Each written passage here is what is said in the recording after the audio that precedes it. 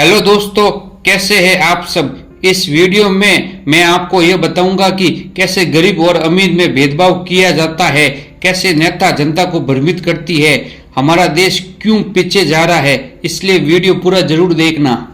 थोड़ी सी आवाज में दिक्कत आ सकती है, मेरे पास संसाधनों की कमी है, इसलिए मैं पहले ही सॉरी कहता हूँ। चैनल पर नए हो तो चैनल को सब्सक्राइब जरूर करना। आज गरीब व्यक्ति धीरे धीरे और गरीब होता जा रहा है और उसको गरीब करने में बढ़ती महंगाई, भ्रष्टाचार, खराब सिस्टम है।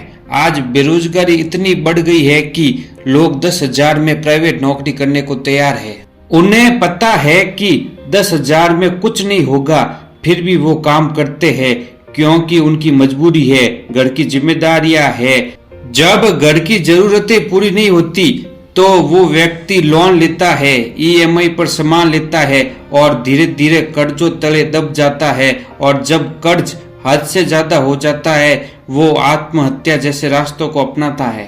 एक गरीब व्यक्ति, किसान, मध्यम वर्ग के लोग अगर लोन की किस्त ना भरे तो बैंक वाले घर पर आ जाते हैं, वसूली करने के लिए उसकी बेइज्जती करते हैं, ताने मारते हैं, उसे डराते धमकाते हैं।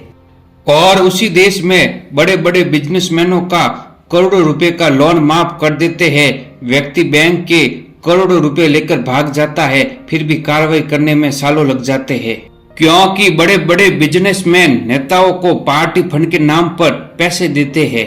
आज इस देश में गरीब व्यक्ति का कॉलर पकड़ना आसान है, अमीर व्यक्ति कितना भी बड़ा गुनाह कर दे आसानी से बच जाता है। किसी सामान्य व्यक्ति के घर में 1,00,000 रुपए भी मिल जाए तो यह मीडिया वाले और सरकारी सिस्टम वाले बड़ा बखेड़ा खड़ा कर देते हैं। और किसी बड़े जज के घर से करोड़ों रुपए मिलते हैं तो इस पर कोई कार्रवाई नहीं होती है और इस बात को दबा दिया जाता है।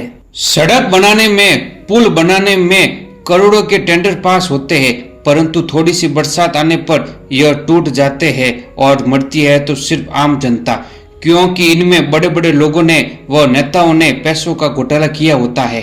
मैंने एक मूवी देखी थी और उसमें बताया गया है कि अगर 100 करोड़ का टेंडर पास होता है जिसमें 10 से 15 करोड़ नेता लोग लेकर चले जाते हैं और कुछ पार्टी फंड में चले जाते हैं, लास्ट में 5 से 10 करोड़ रुपए बचते हैं जिसमें ठेकेदार 2 से 3 करोड़ रुपए खुद ले लेता है।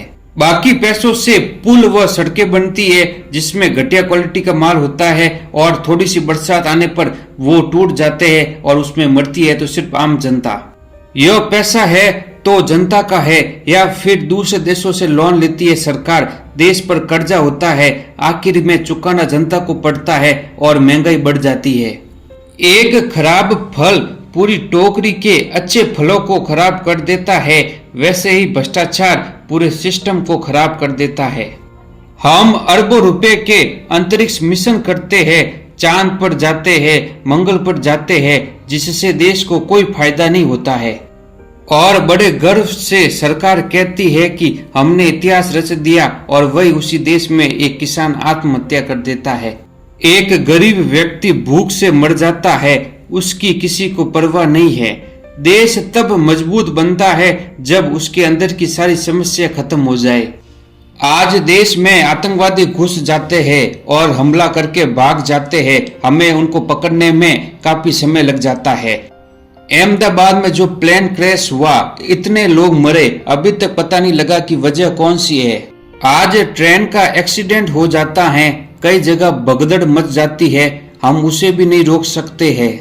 अगर चांद और मंगल पर जीवन संभव हो गया तो हमारे किस काम का, हमारे देश की अंदर की समस्या तो वैसे ही रहेगी। एक मकान कितना भी अच्छा हो, कितना भी ऊंचा हो, अगर उसकी नींव कमजोर है तो वो आज नहीं तो कल नीचे गिर जाएगा। एक देश तभी मजबूत बनता है जब उसके अंदर की सारी समस्या खत्म हो जाए और वो तकनीक पर ध्यान दे और आधुनिक हथियार बनाए। जापान पर कई परमाणु हमले हुए, पूरी तरह से तबाह हो गया, परंतु उसने तकनीक पर ध्यान दिया और आज आगे निकल गया। आज भारत के कई वैज्ञानिक दूसरे देशों में काम करते हैं, उस देश की तकनीक के विकास में लगे रहते हैं क्योंकि यहाँ पर कोई व्यक्ति काम करना चाहता है तो उसकी काबिलियत को दबाया जाएगा और उसको मौका नहीं दिया जाएगा और वो व्यक्ति सब कुछ हार कर दूसरे देश चला जाएगा। सरकार करोड़ों रुपए के टैक्स वसूलती है पर सुविधा के नाम पर कुछ नहीं देती है। एक नेता का हेलीकॉप्टर खराब हो जाता है, कार खराब हो जाती है तो तुरंत 1 मिनट में नहीं आ जाती है। वही कोई स्कूटर पुरानी है, उसकी मरम्मत कभी नहीं होती है और एक दिन उसकी छत गिर जाती है और छोटे बच्चे मर जाते हैं। सरकार इसे हादसे का नाम दे सकती है पर मैं इसे हत्या का नाम दूंगा, जिसका जिम्मेदार खराब सिस्टम और सरकार है। छोटे बच्चों की जान चली गई, माँ बाप की उम्मीद व उनके सपने टूट गए, घरों के चिराग मिट गए, उनका यह दर्द कोई नहीं समझ सकता है। देश की न्याय व्यवस्था इतनी धीरे गति से चल रही है और न्याय आते आते कई साल लग जाते हैं।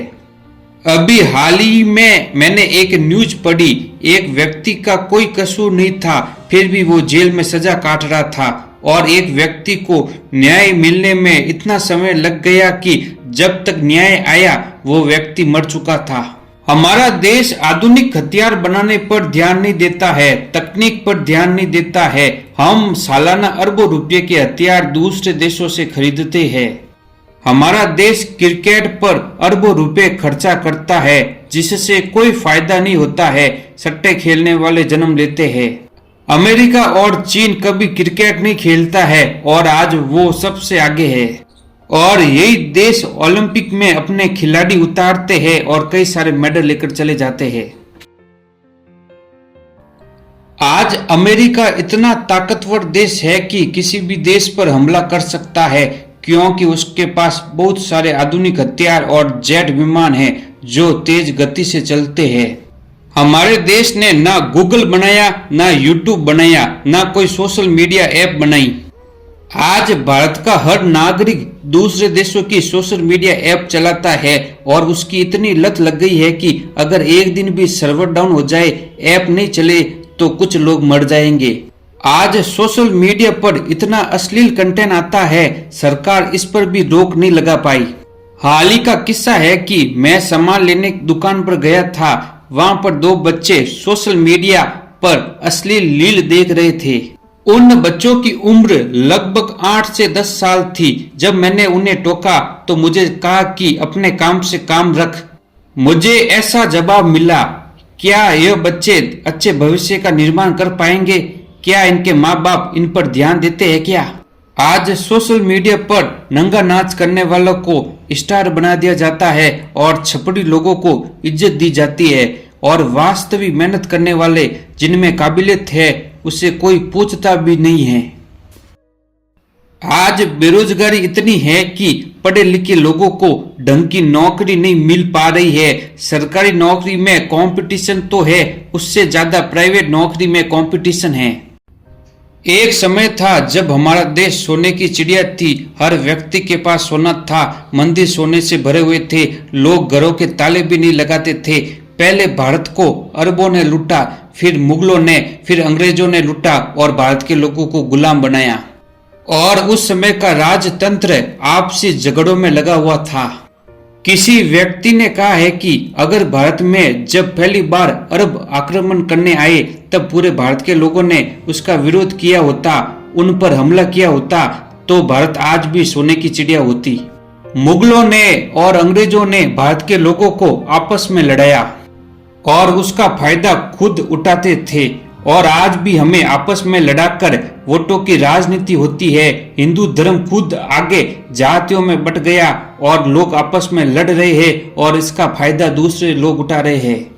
इस देश की आजादी में सबसे बड़ा योगदान देश की जनता ने दिया। सबसे पहले अंग्रेजों की गोली भारत की जनता ने खाई और आज यही जनता महंगाई, भ्रष्टाचार, बेरोजगारी के नीचे दबती जा रही है।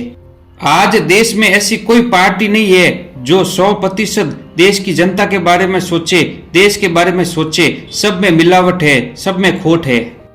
हाल ही में मैंने पढ़ा कि एक मंत्री है जिसने विदेश में करोड़ों की जमीन ले ली, अपना बिजनेस खड़ा कर दिया और अपने बच्चों को पढ़ा रहा है और भारत का किसान अपने ही देश में खेती कर कर अपनी जरूरतें भी पूरी नहीं कर पा रहा है। आज भारत को शहीद भगत सिंह, सुभाष चंद्र बोस जैसे नेताओं की जरूरत है, जो फिलहाल मुझे अभी तक कोई नजर नहीं आ रहा है। एक गरीब व्यक्ति को कोई थप्पड़ भी मार दे तो उस पर कोई कार्रवाई नहीं होती है। कोई नेता से यह पूछ ले कि आपने अभी तक क्या काम किया, शाम तक उसकी गिरफ्तारी हो जाती है। आज भारत पर अरबों रुपए का कर्जा है, जिसका भुगतान आज नहीं तो कल जनता के पैसों से ही होगा और जनता को भी अच्छी सुविधा नहीं मिल पाती है। नेता जनता को मुद्दों से भटकाए रखेंगे, 5 साल निकाल देंगे, इलेक्शन आने पर नए मुद्दे लाएंगे, जनता को भ्रमित कर कर अपनी सरकार बना लेंगे और काम के नाम पर कुछ नहीं करेंगे। कोई देश मजबूत तभी बनेगा जब अंदर की सारी समस्या खत्म हो जाए और वो देश तकनीक पर ध्यान दे। आप और हम इन मुद्दों पर बात कर सकते हैं, इसका सॉल्यूशन तो सरकार ही करेंगी। अगर हम कुछ ज्यादा बोलने की कोशिश करेंगे तो हमें डराया जाएगा और हमें धमकाया जाएगा। उम्मीद है कि यह वीडियो आपको अच्छा लगा होगा। जय हिंद, जय भारत।